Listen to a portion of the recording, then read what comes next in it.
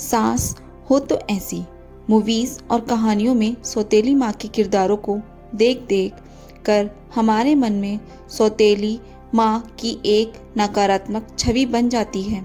सौतेले शब्द के प्रति हमारे मन में कई प्रकार की शंकाएं रहती हैं।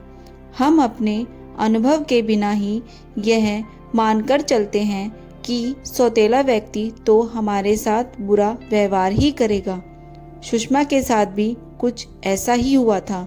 शादी तय हो गई थी, घर परिवार और लड़का सब बढ़िया था। 2 महीने बाद शादी की डेट भी तय हो गई थी। दोनों ही परिवार जोर शोर से शादी की तैयारियां कर रहे थे। शादी के 15 दिन पहले ही सुषमा अपने पापा के पास पहुंच गई और कहा कि मैंने आप पर इतना भरोसा किया था। मुझे लगता था कि मेरे अच्छे भविष्य के लिए आपसे अच्छा निर्णय तो कोई ले ही नहीं सकता, लेकिन आप कैसे घर में मेरी शादी कर रहे हो? ऐसा कहकर सुषमा फफक कर रो पड़ी। सुषमा के पापा एकदम सदमे में आ गए। शादी की सब तैयारियां हो गई हैं और एकदम से इस लड़की को क्या हो गया? उन्होंने प्यार से पूछा, बेटा ऐसा क्या हो गया? लड़का तो तुमसे मिला भी था और तुम्हें पसंद भी था, तभी तो आगे बात बढ़ाई थी। आपने मुझसे इतनी बड़ी बात कैसे छुपाई? सुषमा ने रुआसी होते हुए बोला, तुमसे तो कुछ भी नहीं छुपाया।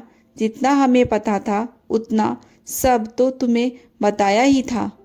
पापा दुखी भी थे और अचरज भी हो रहा था। मेरी सास रमेश की सौतेली माँ है, सगी माँ नहीं। सास वह भी ऊपर से सौतेली। मेरी जिंदगी तो नरक हो जाएगी। सुषमा ने कहा, बेटा तुम समधन जी से मिली तो हो, हमेशा तुमसे कितना अच्छा व्यवहार करती हैं।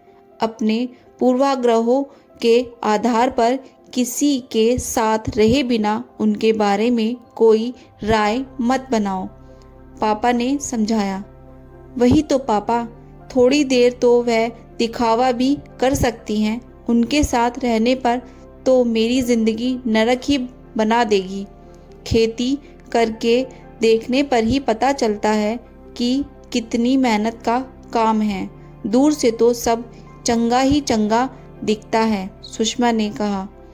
सुषमा के पापा अपने समधन के स्वभाव को लेकर बिल्कुल आश्वस्त थे, इसलिए उन्होंने कहा, देखो अगर तुम्हारा उनके साथ रहना संभव ना हो तो तुम और रमेश अलग भी रह सकते हो। तुम्हें अगर थोड़ी सी भी परेशानी हुई तो मैं खुद रमेश और समधन जी से बात करूँगा।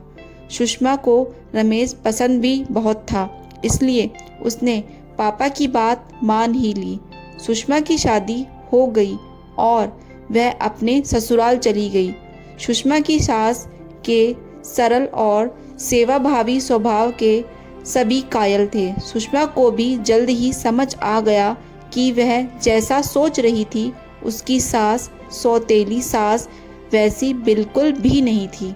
सुषमा के जरा सा सर में दर्द हो जाने पर सास उसे किसी काम के हाथ तक नहीं लगाने देती थी। उसकी पसंद की अदरक वाली चाय उसे बनाकर देती थी, सिर पर बाम मलती थी।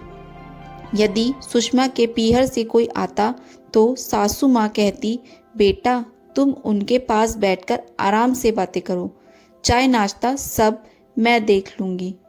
जब सुषमा की भाभी को उनके गांव से प्रसव के लिए सुषमा के शहर लाया गया तो सुषमा की सासू माँ सुषमा की भाभी की देखभाल के लिए कई बार रात को हॉस्पिटल में भी रुक जाती थी। सुषमा के पीहर में होने वाले किसी भी फंक्शन को सुषमा ने कभी भी मिस नहीं किया, क्योंकि उसके पीछे से सासू माँ का घर का संभाल लेती थी। सासू माँ घर संभाल लेती थी। अब सुषमा ही नहीं, उसके पीहर वाले भी कहते हैं कि सुषमा जैसी सासू माँ सबको मिले। सही है, माँ केवल माँ होती है, सगी या सौतेली नहीं। सुषमा की सासू माँ ने यह साबित कर दिया। दोस्तों, आपको मेरी ये कहानी अच्छी लगी तो मेरे चैनल को सब्सक्राइब जरूर कीजिए। Thanks for watching. Please subscribe my channel.